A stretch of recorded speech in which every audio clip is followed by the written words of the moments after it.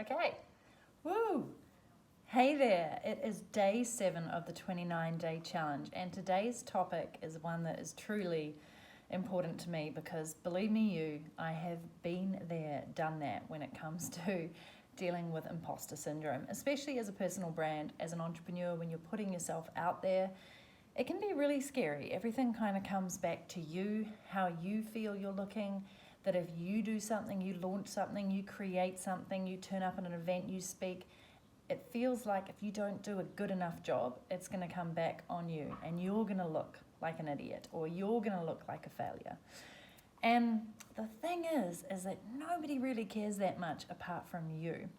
And this is where imposter syndrome comes in. It's your deepest fears kind of bubbling to the surface of like, what happens if that happens? Am I going to be a failure? Is my business going to sink?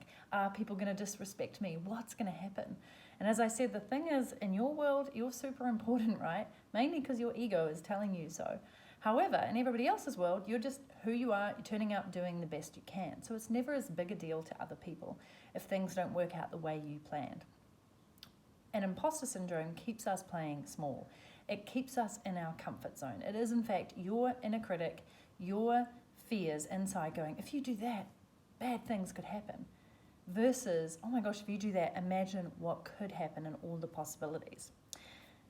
But even so, even when you know this instinctively and you know that nothing that bad is going to happen, and if something did, you can always come away from it and learn the lesson, take the lesson, and do better next time, it still crops up again and again and again. And one of the best ways that I know how to fight imposter syndrome is to come at it from this point of view. It's not about you.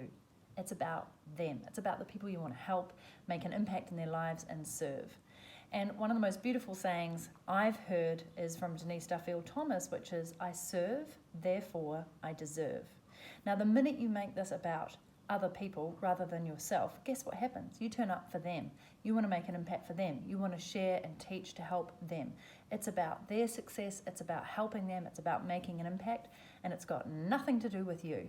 And the minute you do this, your fears go away because it's not about you. As I said, it's about them. And it's one of the best ways to flip a scenario where you are feeling like, oh my gosh, what if I fail?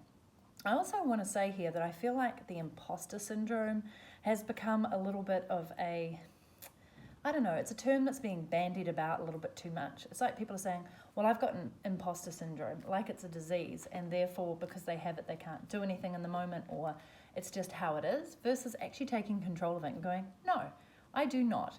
Here's why I rock. This is my second tip to you. Apart from coming at it about how do you serve and contribute to other people and move away from your ego and the self to who do I serve, the second thing is to write down a list of all the reasons why you rock, all your credentials, all your experiences, all your volunteer work, and if you have it, a file where people have said lovely things about you, where you've helped them before. This might be testimonials, but it might be emails, messages, texts, audios, even anytime somebody's come up to you at an event or a workshop, wherever, and they've said, you know what, Natalie, I really appreciate your work because of this, or I love listening to your podcast because it helped me do this, or your book was awesome because of this, or maybe I just really appreciated how you showed up live in February for 29 days in a row.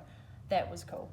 Keep that list of what I like to kind of call my feedback and love folder, and look at it on the days when imposter syndrome is rife in your head and you can't move past this, oh my gosh, woe is me moment.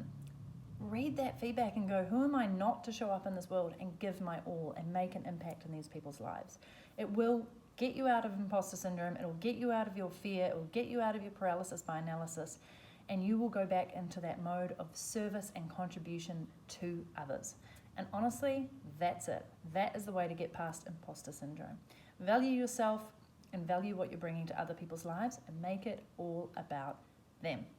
I'm Natalie Sisson. You've been watching. This is day 7 of the 29-day challenge. If you want to join me, just check below in the description. There's a little hashtag. So if you want to post yourself on any platform live for 29 days in a row and just show up even for a week, you will be amazed at how it gets you into the habit of creating content, of being visible, of sharing, of teaching, of experiencing, and just committing to yourself and to others to show up, do the work.